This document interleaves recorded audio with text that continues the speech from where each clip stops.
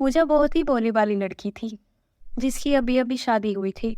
पूजा की सास पूजा को ज्यादा पसंद नहीं करती थी, लेकिन पूजा की जेठानी सास की फेवरेट थी। दीदी, क्या लगता है मैं सासू माँ को ज्यादा पसंद क्यों नहीं हूँ? अरे पूजा, सारी दुनिया जानती है बहुएं सास को कभी पसंद आती है। हम लोगों को ही उन्हें इम्प्रेस करना पड़ता है। थैंक गॉड दीदी, आप मेरे साथ हो, नहीं तो पता नहीं मेरा क्या होता। अरे पगली, तू चिंता मत कर। जैसा मैं बोलती हूँ बस वैसे करते जाना। पूजा ने धीरे धीरे अपनी सास के दिल में जगह बनानी शुरू की। जैसे मुझे लगा उतनी भी बुरी नहीं है पूजा। सभी का ध्यान भी रखती है, पढ़ी लिखी भी है, लेकिन बड़ी ही भोली है। अरे सुमन बेटा, कल हमारे पड़ोस वाली माँ जी आ रही हैं। कुछ अच्छा सा नाश्ता बना लेना। ठीक है मम्मी, आप चिंता मत करो। अगले दिन माँ जी घर आती है। रसोई में सारा काम पूजा ही देख रही थी। अरे पूजा, तुम यहाँ क्या कर रही हो? ये सब छोड़ो और जल्दी से जाओ, तैयार होकर मम्मी और माँ जी के पास बैठ जाओ। हाँ हाँ दीदी, बस ये सब हो गया है, एक बार नाश्ता लगा दूं, फिर उनके पास बैठ जाऊंगी। अरे मैंने कहा ना, ये सब छोड़ो, मैं यहाँ देखती हूँ। तुम पहले अच्छे से रेडी हो जाओ।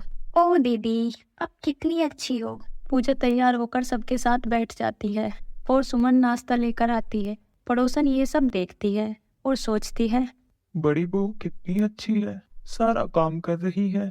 और छोटी वाली को देखो, कैसी सजी धजी बैठी है। अरे क्या कर रही हो माँ जी, नाश्ता तो कर लो। माँ जी नाश्ता करके और थोड़ी बातचीत करके चली जाती है। और बता पूजा, कैसा लगा माँ जी से बात करके? अच्छा तो लगा दीदी, लेकिन पता नहीं वो मुझे अजीब ढंग से घूर रही थी। अरे छोड़, बड़ी बूढ़ी औरतें ऐसी ही होती हैं, नई नई बहूओं को ऊपर से नीचे तक स्कैन करती हैं। इसलिए तो मैंने तुझे पहले ही रेडी होने को बोला था। पूजा सुमन को अपनी बड़ी बहन जैसे मानने लगी थी और उसकी सारी बातें मानती। पूजा, तुमने आज ये खाना क्यों बनाया? मुझे ये खाना नहीं खाना, मेरा परहेज है इससे। जी मम्मी, मुझे नहीं पता था, मुझे तो दीदी ने बोला बनाने के लिए। अरे बेटा, वो तुमसे क्यों बोलेगी? उसको तो पता है मेरे खाने के परहेज के बारे में। और गलती हो गई तो बेटा मान भी लिया करो, झूठ क्यों बोलना। पूजा को ये सब सुनकर बुरा लगा। वो ये सब अपनी जेठानी से पूछती है। अरे पूजा, देखो अब माँ जी भूल भी गई और अभी मुझे बोल कर गई थी, बहू ये सब बनवा देना। तुम बुरा मत मानना, अब उनकी उम्र भी तो हो रही है। कुछ दिन बाद सासू माँ फिर पूजा पर चिल्लाने लगती है। पूजा, तुमने कान्हा जी के कपड़े क्यों धोए? तुम्हें नहीं पता कि इनका सारा काम बस मैं करती हूँ और कोई नहीं? मम्मी जी, मुझे तो दीदी ने ही कहा था धोने के लिए। देख फिर से उसका नाम ले रही है।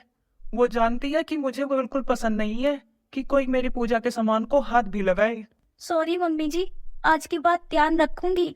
अरे पूजा, क्या हुआ? तुम्हारा मूड क्यों खराब है? दीदी, आज मम्मी फिर गुस्सा हो गई। अरे छोड़ो पूजा, जाने दो। किसी और का गुस्सा तुम पर निकाल रही होंगी। कुछ दिन बाद पूजा की सास की बहन उनके घर रहने के लिए आती है। अरे पूजा, क्या कर रही हो? अरे दीदी, मम्मी जी और मासी जी के लिए खाना बना रही हूँ। अरे पागल, अपनी शक्ल तो देख, जल्दी जा और अच्छे से तैयार होके आ जा, खाना मैं लगा दूंगी। ठीक है दीदी, मैं तैयार हो जाती हूँ। पूजा वहां से अपने कमरे में चली जाती है। सुमन सभी के लिए खाना लगाती है। कुछ दिन तक यही सब चलता है और मौसी जी ये सब देखती हैं।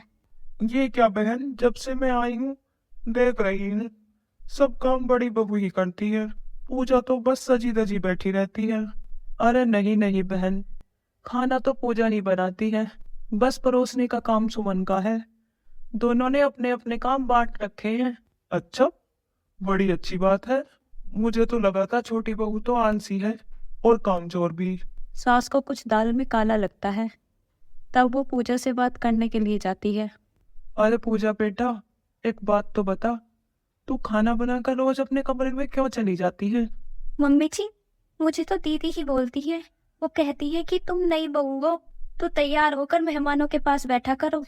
अरे पूजा बेटा, सब लोग तुम्हारी सूरत नहीं सीरत देखना चाहते हैं, इसलिए तो ये सब करने की कोई जरूरत नहीं। और अपनी जेठानी की भी सारी बात मानने की कोई जरूरत नहीं। ये सब करके वो सबकी नजरों में अच्छी और तुम सबकी नजरों में बुरी बन रही हो। नहीं नहीं मम्मी जी, दीदी ऐसी नहीं है, वो मेरा बुरा क्यों सोचेंगी। अरे बेटा, तू बहुत बुरी है, और वो बहुत चालाक। उसकी चालाकी की वजह से सब मेहमान उसकी तारीफ कर रहे हैं और तेरी बुराई कर रहे हैं। तुझे कामचोर और आलसी सोच रहे हैं। जेठानी की चालाकी समझकर वो हैरान हो गई और अब उसने ठान लिया कि अब वो किसी के इशारों पर नहीं नाचेगी और अपने दिमाग से काम लेगी। दीदी, मैंने तो आपको अपनी बहन माना था, पर आप तो चालाक जेठानी निकली। कोई बात नहीं, अब मैं आपकी चालाकी में नहीं फंसने वाली।